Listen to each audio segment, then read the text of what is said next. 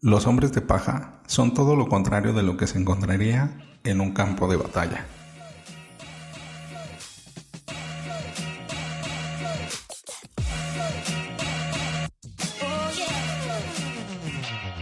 Hola, ¿qué tal? Bienvenidos a Ventaja Podcast, el podcast en donde hablamos de principios, estrategias y tácticas para los negocios tradicionales, online y startups.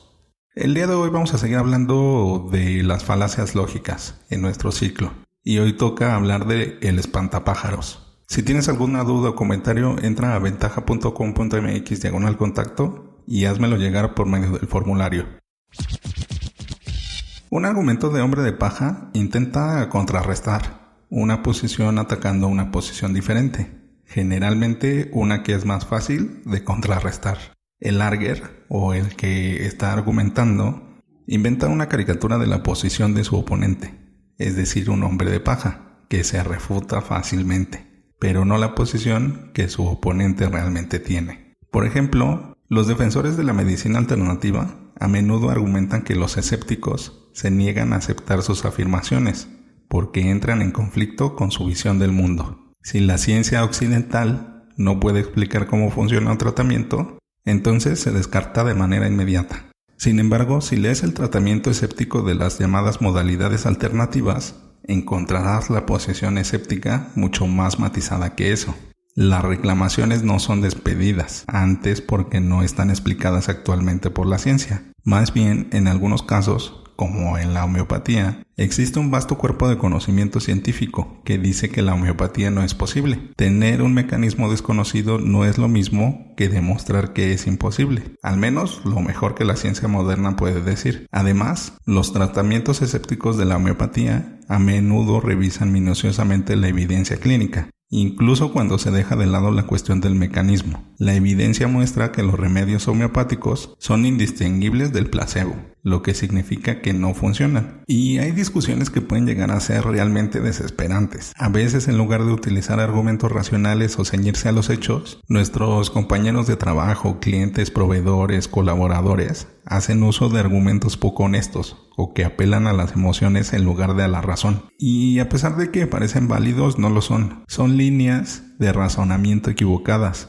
Y hoy en día es una de las formas de manipulación más utilizadas. Y justo la falacia del espantapájaros o del hombre de paja es como te comentaba, que consiste en modificar un argumento válido de nuestro rival por otro que se le parezca, pero esté equivocado. De esta manera es más sencillo rebatirlo y hacer perder credibilidad a la otra persona. Por lo general se usa en ideologías políticas, religiosas y sociales. Por eso es común encontrarlo sobre todo en el aborto o la inmigración. Y en el discurso político es el pan de cada día, en los medios de comunicación o comunicados oficiales. La intención y el objetivo que hay detrás es no tener que enfrentarse a los argumentos de otra persona, porque los argumentos del contrincante son sustituidos por otros que son absurdos. Vamos a ver un poco de estructura. La persona plantea un argumento, luego el contrincante lo tergiversa y lo sustituye por otro argumento, que es parecido pero erróneo. Y ahora la segunda persona refuta ese argumento. Y debido que ha comparado estos dos argumentos, da la impresión de que la primera persona también ha quedado refutada. Por ejemplo, también podemos ver en las leyes sobre el alcohol, por ejemplo, la edad mínima, ¿no?, para beber alcohol, ya sea cerveza, licor o cualquier forma. Digamos que estamos argumentando que deberíamos plantearnos reducir la edad mínima para beber cerveza o alcohol a los 16 años. A esa edad, el cuerpo humano ya está preparado para soportar los efectos de las bebidas alcohólicas. Y ahora nos argumentarían, esto es una locura. Si empezamos a darle alcohol a niños indiscriminadamente, la sociedad sufrirá todo tipo de problemas. Como ves, este argumento último no ha respondido el argumento inicial, por lo contrario, lo ha llevado al extremo y lo que plantea, que es que comparó una persona de 16 años con un niño. De esta manera evita tener que discutir con él en el plano racional. También, por ejemplo, en la evolución humana se discute mucho acerca de cómo es posible que seamos parte de un proceso evolutivo si no tenemos la evidencia de cada uno de estos pasos. O sea que en cada uno de estos saltos que vamos adquiriendo habilidades o modificaciones corporales, por ejemplo el uso del pulgar o el estar erguidos y bueno, otros tantos, que por qué no existe esta simple evidencia de cada uno de estos pasos, de estos pasos evolutivos. Y entonces la gente se pone a discutir y dice, pues si no existe eso, entonces